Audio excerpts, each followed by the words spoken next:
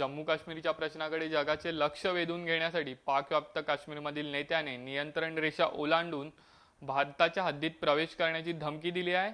येत्या 24 नोव्हेंबरला हा मोर्चा काढण्यात येणार असून पूंछ, मीरपूरसह अन्य 3 ठिकाणांवरून मोर्चात सहभागी होणारे लोक भारताच्या हद्दीत प्रवेश करतील असे या नेत्याने जाहीर केले आहे.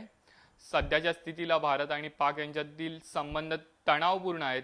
या पार्श्वभूमीवर काश्मीरचा मुद्दा रेटण्यासाठी पाकिस्तानने ही नवी खेळी खेळली आहे. पाकव्याप्त काश्मीर अर्थात आझाद जम्मू अँड काश्मीरचे माजी पंतप्रधान सरदार अतिक अहमद खान या मोर्चाचे नेतृत्व करणार आहेत. येत्या 24 नोव्हेंबरला आम्ही भारताच्या हद्दीत प्रवेश करणार असल्याचे त्यांनी पत्रकार परिषदेत सांगितले. भारताकडून जम्मू काश्मीरमध्ये होणाऱ्या अत्याचारांची पोलखोल करण्यासाठी हा मोर्चा काढण्यात येणार असल्याचे अतिक अहमद खान यांनी सांगितले.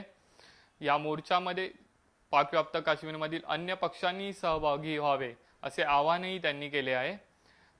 काही झाले तरी भारतीय नियंत्रण रेषा ओलांडून हा मोर्चा जम्मू काश्मीरमध्ये नेणार असा निर्धारही त्यांनी बोलून दाखवला आहे. पंतप्रधान नरेंद्र मोदी यांनी स्वातंत्र्य दिनी केलेल्या भाषणात बलुचिस्तानचा मुद्दा उपस्थित केला होता. त्यामुळे पाकिस्तानकडून आंतरराष्ट्रीय पातळीवर सातत्याने काश्मीरचा प्रश्न रेटण्यात येत आहे.